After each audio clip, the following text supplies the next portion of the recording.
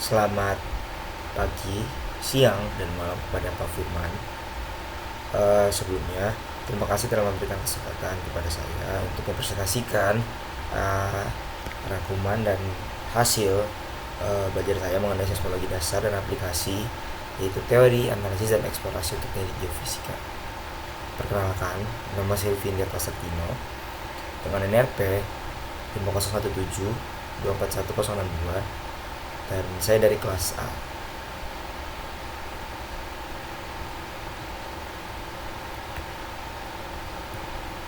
Oke, di sini ada outline materi di mana nantinya kita akan membahas 8 subbab. Yang pertama itu bab 1 mengenai pendahuluan seismologi dan ruang lingkup ilmunya. Yang kedua adalah bab 2 putaran, gelombang elastik, dan parameter fisik. Ketiga adalah super gempa dan seismisitas global. Keempat, penjelasan gelombang dan struktur interior bumi. Kelima, instrumentasi seismik dan akuisisi data. Keenam, penentuan lokasi hypocenter. Ketujuh, magnitudo, intensitas, dan ground motion. Dan yang ke-8 yaitu mekanisme fokus dan interpretasi tektonik. Oke, yang pertama kita langsung masuk ke bab 1, yaitu pengertian seismologi. Jadi, seismologi adalah ilmu yang mempelajari gempa bumi dan gelombang seismik. Gelombang seismik merambat melalui bumi dan membawa informasi mengenai struktur internalnya. Berikutnya, seismologi digunakan untuk memahami proses tektonik lempeng dan sumber bencana alam. Nah, untuk gelombang yang diteliti, di sini ada gelombang PS dan gelombang permukaan atau surface wave. Nah, seismologi sendiri membantu dalam mitigasi bencana dan juga dapat membantu dalam eksplorasi sumber daya alam. Nah, di sini ada beberapa istilah yang cukup familiar kita bahas selama mempelajari pelajaran seismologi. Yang pertama yaitu sumber gempa, yaitu menyangkut gempa tektonik, vulkanik, dan ledakan buatan. Berikutnya adalah perambatan gelombang, yaitu mempelajari bagaimana gelombang elastik merambat melalui lapisan-lapisan bumi. Yang berikutnya ada instrumentasi, yaitu berfokus pada seismometer untuk mendeteksi getaran tanah.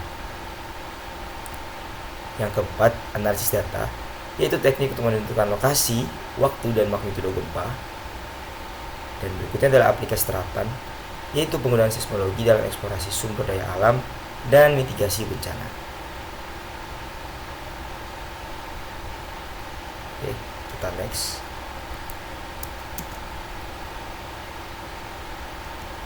Nah, di sini kita akan membahas tentang peran seismologi dalam teknik geofisika dan kebencanaan. Nah, seismologi sendiri adalah alat utama untuk pemetaan struktur permukaan. Karena seperti kita tahu sebelumnya bahwa seismologi itu memanfaatkan gelombang PS dan permukaan untuk mengidentifikasi struktur bawah tanah. Digunakan untuk eksplorasi minyak, gas, dan mineral, membantu dalam pemantauan aktivitas vulkanik dan juga mitigasi bencana. Tidak hanya itu, seismologi juga menyediakan data penting untuk studi geoteknik dan konstruksi bangunan. Dan yang terakhir yaitu menjadi dasar dalam pengembangan teknologi mitigasi bencana. Ini merupakan hal-hal familiar yang sering memanfaatkan ilmu-ilmu dalam seismologi. Nah, yang pertama berikutnya adalah seismologi dalam mitigasi bencana. Nah, di sini data seismologi digunakan untuk peta bahaya seismik. Berikutnya, dari hasil pengolahan berdasarkan ilmu seismologi, di sini dapat disusun rencana tanggap darurat gempa dan mitigasi kerusakan. Tidak hanya itu, seismologi juga membantu dalam membangun infrastruktur tahan gempa. Karena seperti kita ketahui bahwa seismologi sendiri dapat mengidentifikasi tanah yang baik atau struktur tanah yang baik untuk ditempati untuk membuat suatu bangunan. Berikutnya adalah mengidentifikasi zona kerentanan gempa pada tanah lunak. Ini sama seperti yang ketiga. Dan yang berikutnya pengembangan sistem peringatan dini dan tsunami.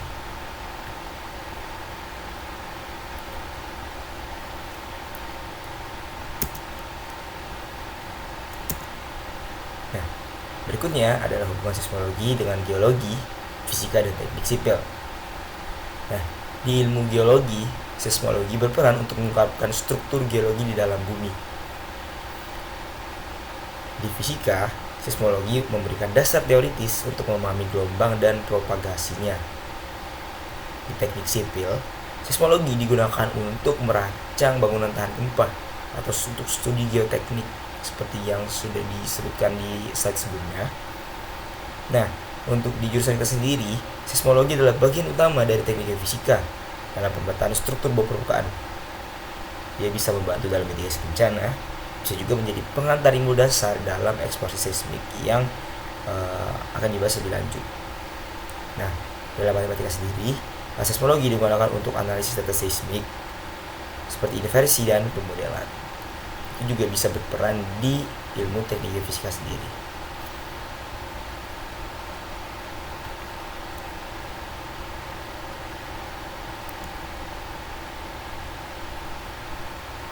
Nah, kita langsung masuk ke bab 2, yaitu bab yang membahas tentang getaran, gelombang elastik, dan parameter fisik.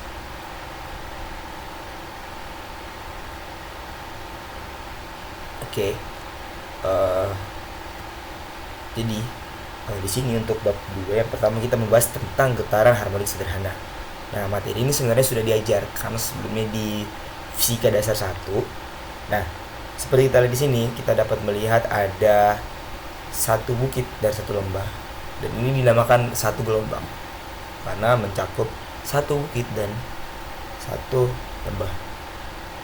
Nah, untuk parameternya di sini yang pertama ada amplitudo, yaitu jarak maksimum yang ditempuh benda dari posisi keseimbangan, atau singkatnya jarak maksimal atau titik tertinggi dan titik terendah dari gelombang itu sendiri. Kenapa seperti itu? Karena apabila kita lihat di sini, amplitudo itu bisa ada di dua, bisa ada di sini dan juga di sini. Tapi amplitudo adalah jarak maksimumnya. Oke, yang berikutnya adalah periode. Nah, periode merupakan waktu yang dibutuhkan untuk satu siklus getaran. Nah, setelah dari periode, pastinya kita sudah cukup familiar dengan frekuensi, yaitu jumlah siklus getaran dalam 1 detik. Untuk rumus T sendiri bisa digunakan 1/F, dan untuk F dapat digunakan 1/T.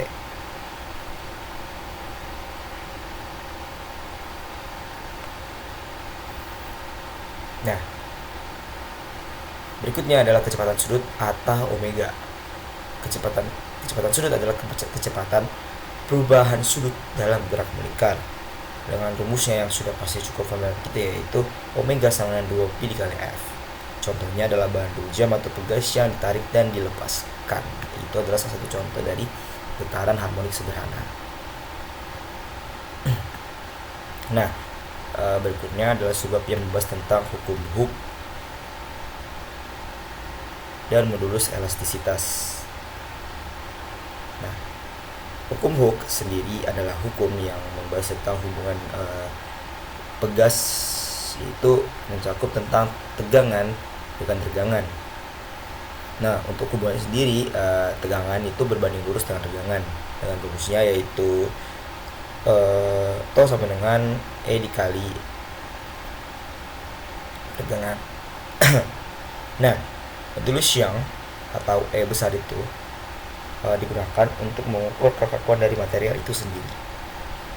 Nah, ini ilmu sendiri ini bakal kepake dalam stress dan strain atau tegangan dan tegangan di lempeng atau di permukaan. Nah, nanti ini akan berpengaruh pada pembentukan sesar maupun struktur-struktur geologi yang lainnya. Nah, di sini perbandingan tegangan dan tegangan, material yang lebih kaku memiliki modul elastisitas yang tentunya lebih besar. Nah, material berbeda memiliki respon yang berbeda terhadap gaya yang diberikan, karena seperti kita tahu kekakuan dari material itu berbeda-beda, sehingga respons yang dialami ketika dia diberikan tegangan atau regangan tentunya pasti akan berbeda-beda. Ada yang bisa langsung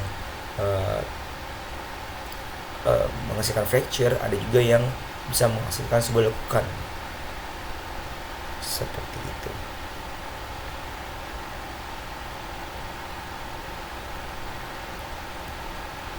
Oke.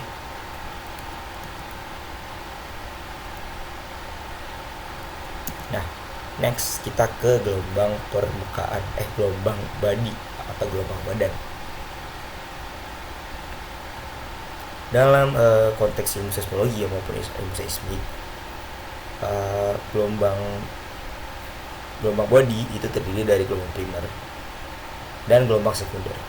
Nah, gelombang primer sendiri merupakan gelombang kompresional yang bisa merambat melalui padat, cair, dan gas.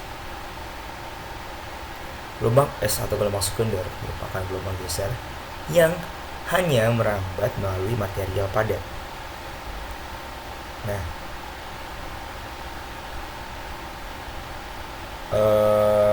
jadi di dalam eksplorasi seismik maupun seismologi, kita di sini bisa menganalisis gelombang P dan gelombang S. Nah, bisa dilihat di sini untuk gelombang P sendiri, arah getarannya itu arah ininya sejajar dengan arah getarannya, arah rambatnya sejajar dengan arah getarannya.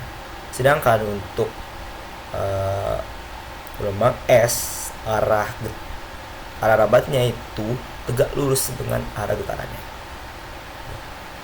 Tadi arah getarannya ke atas bawah, terus intinya dia ke samping, arah rambatnya tapi dia ke samping, jadi dia itu tegak lurus.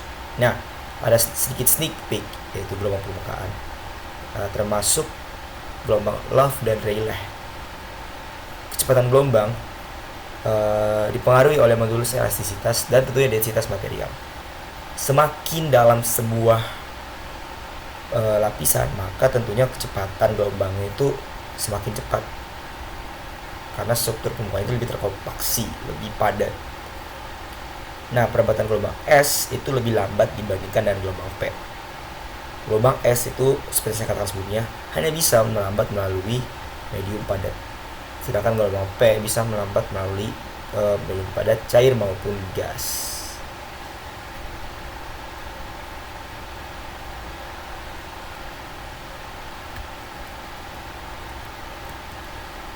Nah, berikutnya kita ke surface waves atau bawah permukaan yang tadi kita udah lihat sedikit-sedikit. Itu tentang Love dan Rayleigh. Nah, gelombang Love memiliki gerakan horizontal sisi ke sisi dan umumnya lebih dominan kepada tanah yang lunak. Untuk gelombang Love sendiri.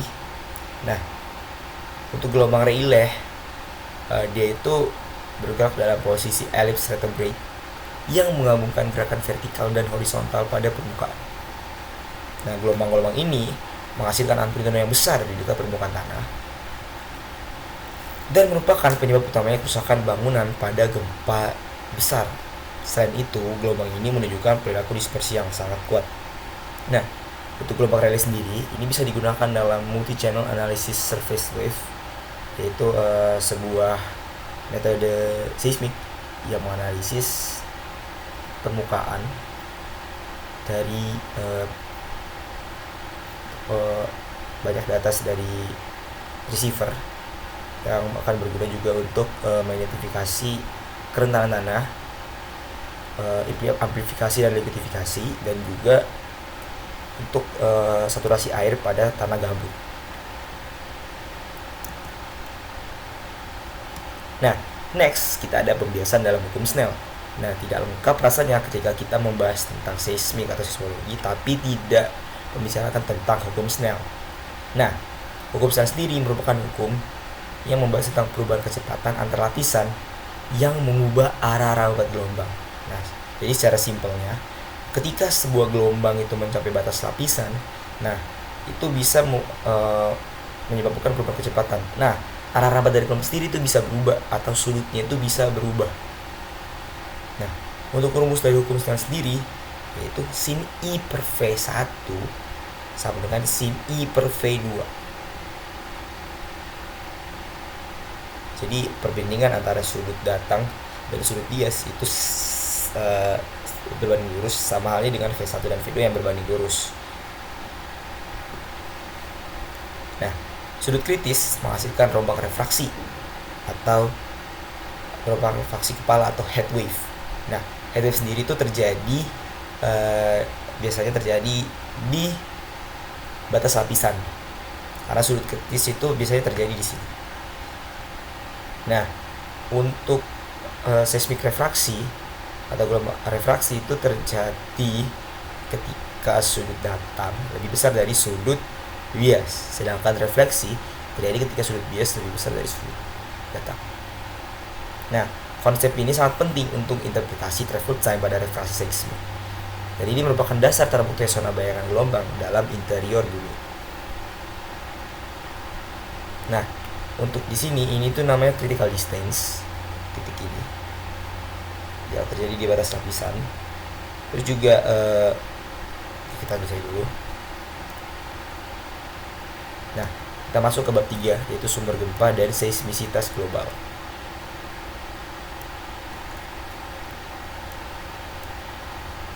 Nah, yang pertama di sini ada teori elastic rebound atau rate. Nah, teori elastic rebound atau rate membahas tentang akumulasi tegangan, yaitu akumulasi tegangan sendiri merupakan energi yang terkumpul akibat pergerakan lempeng tektonik. Jadi seperti saya bilang sebelumnya bahwa pergerakan tanah atau pergerakan lempeng itu disebabkan oleh energi yang terkumpul yang kemudian menjadi tegangan dan tegangan.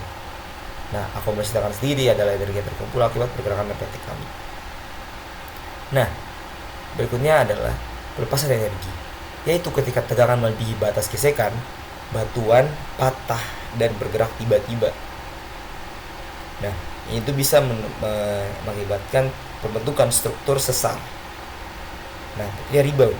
Rebound sendiri merupakan gerakan mendadak yang melepaskan energi sebagai gelombang seismik. Nah, contohnya yaitu adalah gempa San Francisco di 1906 yang dapat bisa mengilustrasikan teori ini. Nah, teori elastic rebound sangat penting untuk menjelaskan proses dasar gempa bumi dan bagaimana energi terakumulasi sebelum dilepaskan.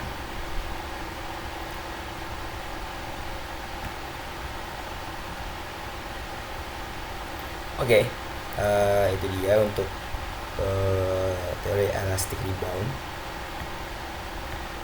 Nah, nextnya kita akan membahas tentang jenis gempa berdasarkan sumbernya. Oke, ini dia. Nah, yang pertama adalah gempa tektonik. Nah, gempa tektonik sering terjadi akibat pergerakan tektonik yang paling merusak. Nah, seringkali memang gempa tektonik ini merupakan gempa yang paling merusak lingkungan di sekitarnya.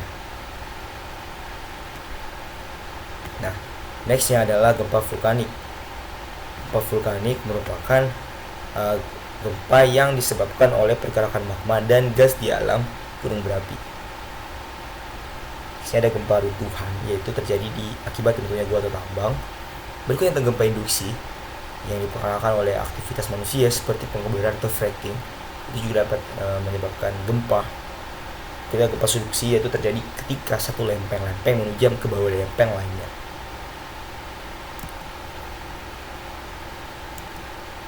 Nah, ini adalah pola seismisitas global. Nah, sebagian besar gempa berada di batas lempeng tektonik. Nah, cincin api Pasifik mencatat aktivitas gempa dan vulkanisme tertinggi di dunia, atau Pacific Ring of Fire itu sering kali terjadi gempa dan vulkanisme tertinggi di dunia, karena di situ memang pergerakan lempengnya sangat-sangat masif dan juga banyak gunung api. Nah, berikutnya adalah zona subduksi dapat menghasilkan gempa yang sangat besar dan tsunami. Nah, sesar transform menunjukkan gempa dangkal dengan mekanisme geser. Berikutnya, pola global memberi petunjuk mengenai dinamika lempeng bumi. Nah, tadi kan kita udah bahas tentang stress dan strain, dan tadi juga kita sempat ngebahas sedikit-sedikit tentang akibat dari stress dan strain itu sendiri. Jadi akibat dari stress dan strain sendiri itu adalah sesar. Nah, pertama adalah sesar normal, yaitu tetap terbentuk di zona ekstensi. Jadi Jadi di sesar itu ada dua komponen, yaitu hanging wall dan footwall. Hanging wall itu adalah lapisan yang tidak bergerak, atau bisa dibilang sebagai tumpuan dari lapisan sebelumnya. Nah, footwall adalah lapisan yang bergerak naik maupun turun. Nah, yang pertama adalah sesar naik. Sesar naik atau thrust. Thrust adalah sesar yang terbentuk di zona kompresi. Berikutnya adalah sesar mendatar atau strike slip. Itu terjadi di pergeseran horizontal antar blok. Dan berikutnya adalah sesar anjak, yaitu sesar dengan sudut kemiringan yang kecil. Contohnya sesar Andreas adalah sesar mendatar.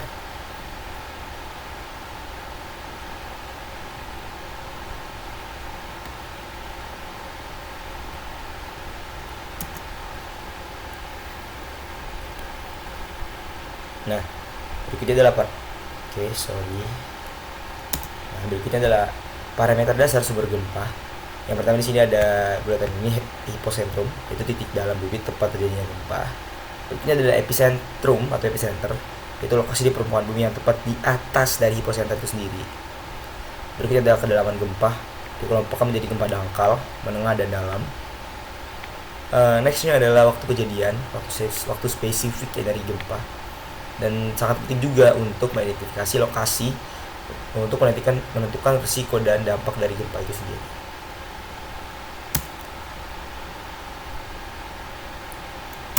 Next, kita ke bab 4, yaitu penjalanan gelombang dan struktur interior bumi.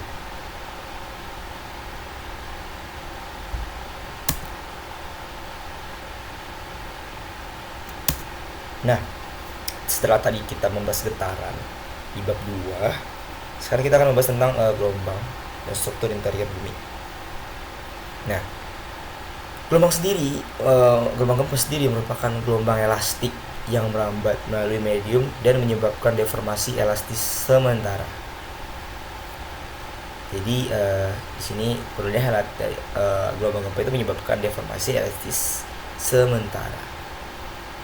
Nah, gelombang kita kembali lagi untuk membahas gelombang P adalah gelombang kompresional yang menyebabkan perubahan volume dan dapat merambat melalui padat cair dan gas. Berikutnya adalah gelombang sekunder, adalah gelombang geser yang menyebabkan perubahan bentuk dan hanya merambat melalui udara padat. Kecepatan gelombang P dan S dipengaruhi oleh modulus bulk dan modulus geser dari suatu materi itu sendiri. Nah, kecepatan gelombang P dan S bergantung pada densitas dan modulus material. Nah, di sini persamaan diferensial parsialnya ada Laplace, ada difusi, dan ada persamaan gelombang. Nah, seringkali kita menemukan persamaan gelombang itu adalah yang berbentuk A bla bla bla bla bla. Nah, sebenarnya itu tuh bukan persamaan gelombang, itu merupakan solusi dari persamaan gelombang itu sendiri. Jadi dia itu merupakan hal yang dapat menjawab mengapa persamaan gelombang itu sama dengan 0 atau solusi. Nah, untuk aplikasi Laplace sendiri dapat digunakan di geolistrik, magnetik, dan graviti. Untuk difusi digunakan di geothermal, magnetotelurik, dan elektromagnetik. Dan untuk differential partial gelombang digunakan dalam seismologi dan CPR.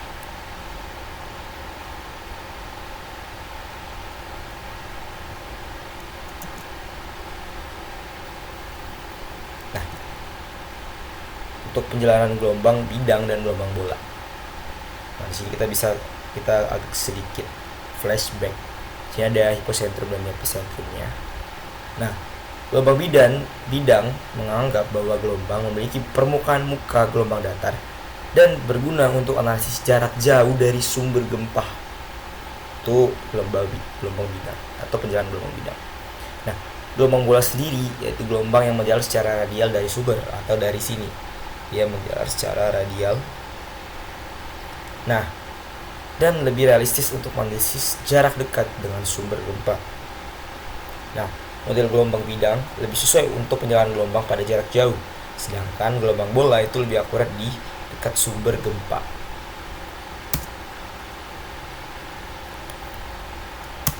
Nah, refleksi dan pada batas antar medium. Nah, untuk refleksi sendiri adalah terjadi ketika sudut datang itu lebih kecil daripada sudut bias. Nah, ketika gelombang seismik melewati batas antar dua lapisan dan sifatnya terasa berbeda, sebagian energi dipantulkan dan sebagian ditransmisikan atau direfleksikan. Nah, Hukum-Stenus tadi itu mengatur pembiasaan gelombang, di mana perbedaan kecepatan gelombang pada kedua medium mempengaruhi sudut pembiasaannya.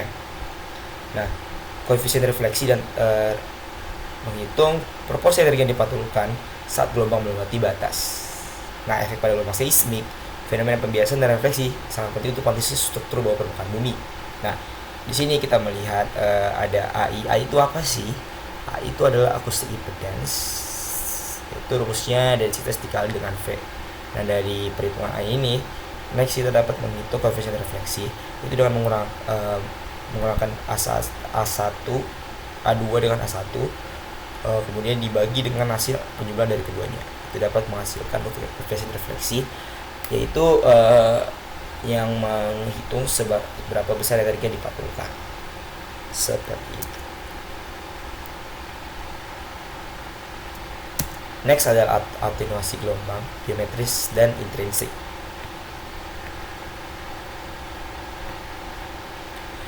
Atenuasi geometris merupakan penurunan amplitude gelombang karena energi menyebar ke area yang lebih luas dengan jarak seperti R untuk gelombang bola.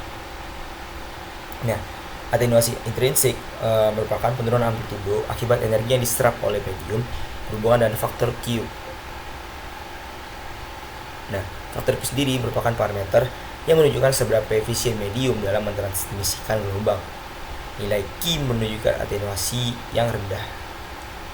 Nah, efek fluida yaitu materi dalam fluida seperti air sering menunjukkan atenuasi yang lebih tinggi dibandingkan material padat. Pengaruhnya pada gempa, gelombang seismik dan frekuensi fluida lebih sedikit terpengaruh oleh atenuasi intrinsik. Nah, atenuasi itu apa sih, teman-teman? Nah, atenuasi sendiri merupakan pelemahan dari gelombang seismik itu sendiri. Nah, atenuasi itu dapat disebabkan oleh ini dispersi atau penyebaran gelombang dan energi yang diserap oleh medium. Umumnya fluida itu dapat memberikan atenuasi yang lebih tinggi.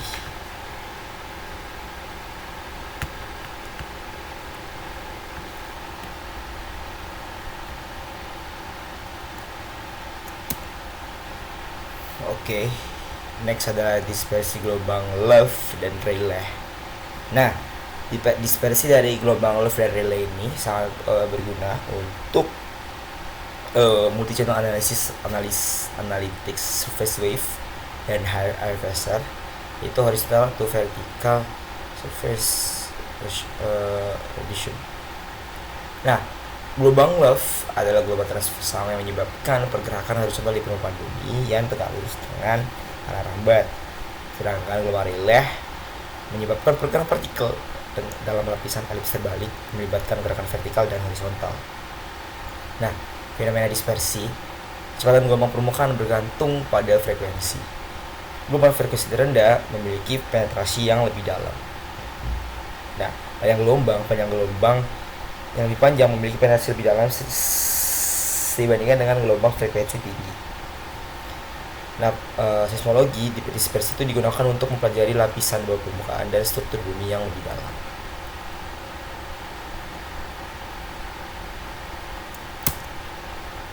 Nah, ini kita bisa melihat ada interaksi gelombang dan struktur interior bumi. Nah, MOHO itu memunculkan perubahan kecepatan yang tajam. Nah, low velocity zone itu menunjukkan sifat plastis pada mantel atas.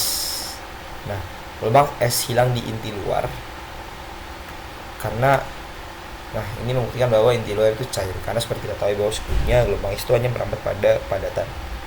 Nah, zona WNP dan es muncul karena pembiasan ekstrim di batasan inti dan jalur sinar membantu memetakan struktur 1D dan 3D interior bumi.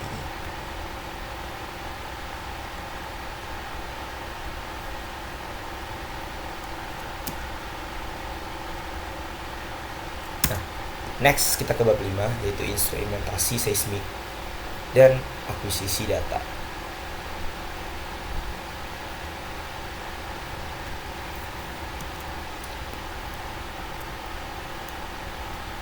Nah, prinsip dasar seismometer. Di sini teman-teman bisa lihat untuk seismometer sendiri.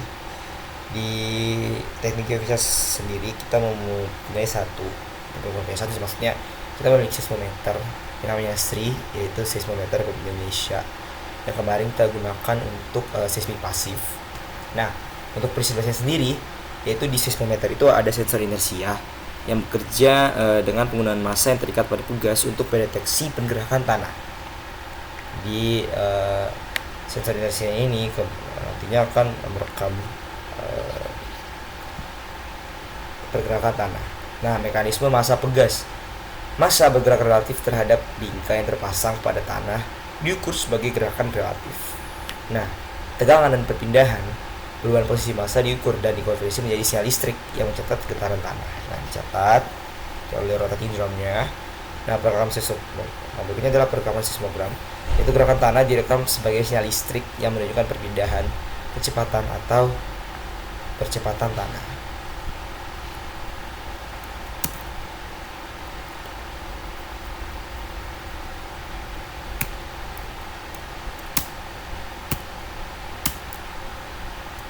Nah, next adalah jenis-jenis seismometer. Yang pertama adalah short period seismometer atau SP. Dirancang untuk mendeteksi getaran dengan frekuensi tinggi atau gelombang lokal. Yang berikutnya adalah broadband seismometer, mampu merekam berbagai frekuensi, dari frekuensi tinggi hingga rendah untuk mencatat gempa lokal dan teleseismik. Berikutnya adalah strong motion accelerometer atau SMA yang mengukur percepatan tanah dengan respons terhadap getaran tanah yang sangat kuat. Berikutnya adalah MEMS atau Micro Electromechanical Systems yang miniaturisasi seismometer untuk jaringan seismik yang padat dan sensitivitas lebih rendah. Nah, klasifikasi berdasarkan frekuensi, seismometer diklasifikasikan berdasarkan tentang frekuensi yang dapat mereka rekam dengan sensitivitas tinggi. Nah, next, respon instrumen seismik dan kalibrasi. Nah, respon instrumen menggambarkan bagaimana seismometer mengubah gerakan tanah menjadi sinyal listrik. Nah, kalibrasi merupakan proses penting untuk memastikan data yang terekam akurat dan mengoreksi pengaruh instrumen. Nah, next sendiri ada dekonvolusi, yaitu dekonvolusi yang menghilangkan pengaruh instrumen dari seismogram untuk mendapatkan gerakan tanah sesungguhnya. Jadi dekonvolusi sendiri itu dia memisahkan gelombang-gelombang yang mengganggu atau dapat menjadi noise dari trace seismik itu sendiri. Nah, pengaruh parameter fisik, kalibrasi melibatkan pengukuran parameter fisik instrumen seperti massa, konstanta pegas, dan rendaman. Tujuannya sendiri yaitu memastikan sensitivitas, karakteristik, frekuensi, dan mendeteksi perubahan kinerja instrumen.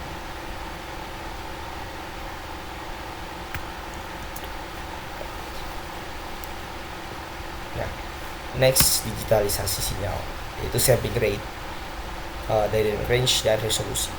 Nah, sampling rate sendiri menentukan jumlah sampel yang diambil per detik. Sebenarnya sampling rate itu harus per detik juga, bisa juga per milisecond. Nah, semakin banyak sampling rate kita atau semakin kecil sampling rate kita, maka tentunya data yang kita dapat itu semakin banyak. Nah, dynamic range sendiri yaitu untuk menentukan kemampuan alat dalam membedakan getaran kecil hingga besar tanpa saturasi. Resolusi menentukan seberapa halus amplitude sinyal yang dapat direkam. Semakin tinggi bit ADC, semakin tinggi pula resolusinya. Nah, aliasing, jika sampling terlalu rendah, komponen frekuensi tinggi dapat terdistorsi. Resolusi tinggi diperlukan untuk membedakan sinyal gempa jauh dan derau lokal.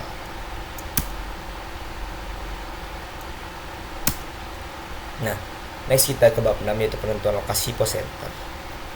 Nah, dasar penentuannya itu balik lagi ke gelombang primer dan sekunder, yaitu gelombang P selalu tiba lebih cepat daripada gelombang S.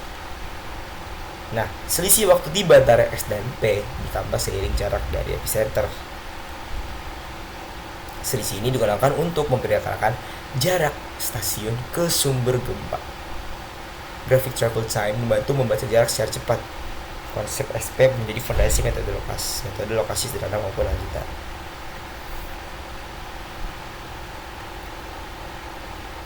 Oke, next kita membahas tentang perbedaan waktu tiba, itu tadi untuk menentukan lokasi.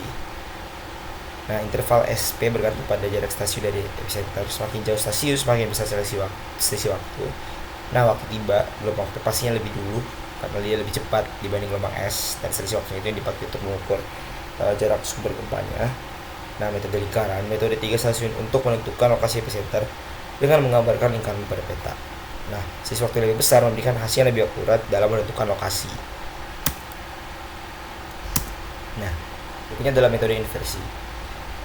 Metode Geiger menyelesaikan lokasi dengan pendekatan iteratif yang meminimalkan kesalahan antara waktu tiba yang diamati dan prediksi. Nah, metode inversi non linear menggunakan model kecepatan lebih canggih untuk memperoleh hasil yang lebih akurat. Nah, metode kecepatan gelombang yang bervariasi pada kedalaman yang berbeda di bawah permukaan. Nah, model iteratif yaitu pembaruan terus-menerus untuk mencapai solusi yang lebih tepat. Nextnya adalah seismisitas global membantu menentukan lokasi gempa yang sangat jauh. Nah, kedalaman gempa diperoleh ini tadi sistematikanya. Kedalaman diukur dengan memeriksa waktu perbedaan antara gelombang P langsung dan gelombang pantul. Nah, kedalaman dangkal gempa yang lebih dekat ke permukaan lebih rusak.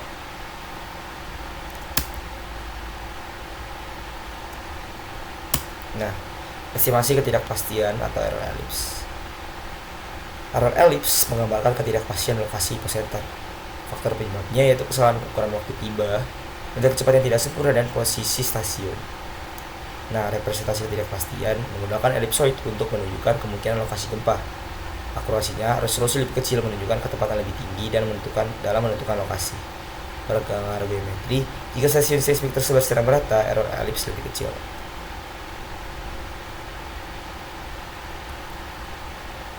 Nah, lokasi menggunakan data jaringan global. Jaringan global memanfaatkan ribuan stasiun di seluruh dunia untuk menentukan lokasi gempa secara akurat. Metode inversi canggih yaitu penggunaan model kecepatan global dalam analisis lokasi. Koreksi untuk efek struktur, koreksi struktur bumi yang kompleks untuk akurasi lebih tinggi. Nah, keuntungannya memungkinkan analisis untuk gempa yang jauh dan lokasi yang terpencil. Yang stasiun seismik global, seismometer seluruh dunia memonitor aktivitas gempa secara real time untuk mitigasi bencana. Nah, next kita ke magnitudo, intensitas, dan ground motion.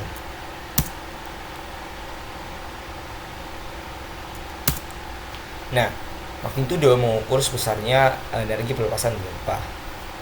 ML atau Richter digunakan untuk gempa lokal dan frekuensi tinggi. MS berdasarkan gelombang permukaan. MB berdasarkan gelombang frekuensi tinggi. MB atau momen magnitude skala paling akurat untuk gempa besar. MB dihitung dari momen seismik yang mencerminkan luas sesar dan besar slip dari gempa itu sendiri.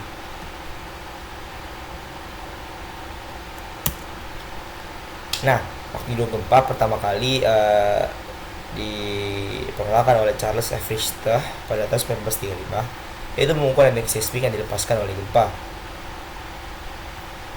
Skala magnitudo bersifat logaritmik. Setiap kenaikan satu angka menggambarkan peningkatan energi sekitar 32 kali lipat. Berbeda dengan intensitas, magnitudo adalah nilai tunggal untuk setiap gempa, sedangkan intensitas bergantung pada lokasi pengamat.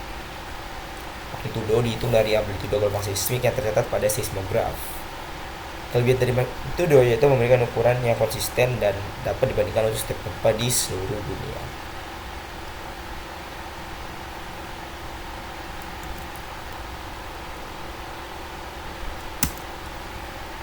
Nah, skala magnitudo Richter itu mengukur gempa lokal berdasarkan amplitudo maksimum gelombang yang terdapat pada seismograf. Nah, skala gelombang permukaan atau MS berdasarkan amplitudo gelombang Rayleigh dengan periode 20 detik efektif untuk gempa besar. Skala gelombang badan yaitu MB berdasarkan amplitudo gelombang P yang datang langsung dari sumber gempa. Skala momen W atau EW mengukur total energi yang dilepaskan dengan lebih akurat menghindari saturasi pada gempa besar. Skala durasi atau MD mengukur durasi getaran yang terekam, sering digunakan untuk gempa kecil atau daerah dengan aktivitas rendah.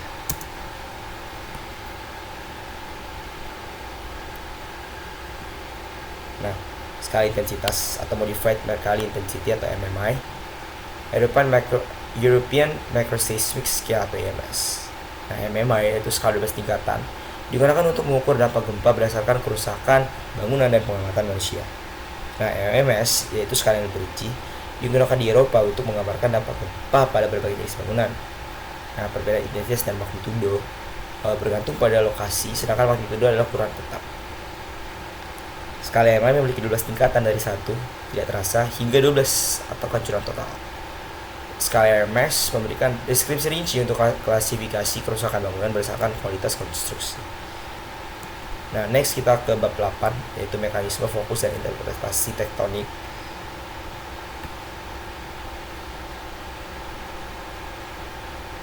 Nah, first motion menggambarkan arah awal gerakan partikel pada saat gelombang P tiba. Kelas ini merangkap up and down membentuk pola 4 kuadran. Pola ini digunakan untuk menentukan jenis pergerakan sesar.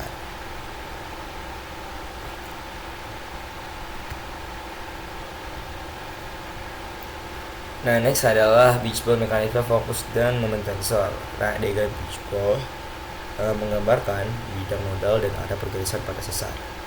Nah, dua bidang nodal menunjukkan kombinasi pergeseran yang mungkin terjadi. Bentuk pola pada diagram mencerminkan jenis sesar, normal, thrust, dan atau strike slip. Nah, moment tensor memberikan representasi matematis dari sumber gempa. Komponen DC, CLVD, dan ISO menggambarkan kompleksitas sumber dari gempa itu sendiri. Nah, tensor moment yaitu adalah matriks 3x3 yang menggambarkan gaya ekuivalen pada sumber gempa. Momen seismik atau MO adalah ukuran total energi yang dilepaskan selama gempa. Dekomposisi tensor memisahkan tensor moment menjadi komponen double couple atau DC dan non DC yaitu CLVD dan ISO. Komponen DC mewakili pergeseran geser murni pada bidang sesar. Komponen non DC mewakili perubahan volume ISO atau pergerakan yang lebih kompleks. Nah, setelah mempelajari setiap bab dari bab 1 sampai 8, kita sudah sampai di penghujung video, yaitu kesimpulan. Nah, gelombang seismik menjadi kunci untuk memahami struktur dan dinamika internet bumi. Sumber gempa terbentuk dari akumulasi tegangan dan pelepasan energi pada sesar. Pola penjalanan gelombang, atenuasi, serta interaksi dengan lapisan bumi membentuk dasar interpretasi seismik. Seismometer modern dan jaringan global memungkinkan pemantauan gempa secara real time. Penentuan lokasi gempa, magnitudo, dan mekanisme fokus memberi gambaran lengkap karakter sumber. Seismologi berperan penting dalam mitigasi bencana dan penerapan teknik geofisika di Indonesia. Nah, daftar pustakanya adalah seluruh materi Pak Firman. Terima kasih Pak untuk materi yang diberikan. Dari situ saya sudah belajar banyak tentang seismologi. Nah, kita sudah sampai di penghujung video. Terima kasih banyak kepada Pak Firman untuk materi yang diajarkan dan passion dan minatnya dalam mengajar kami selama 1 semester ini. Untuk videonya saya akhiri. Saya mohon maaf apabila banyak kesalahan dalam materi, teori, dan juga dalam penggunaan kata. Saya minta maaf dan terima kasih untuk perhatiannya Pak. Sampai jumpa di video selanjutnya. Terima kasih Pak.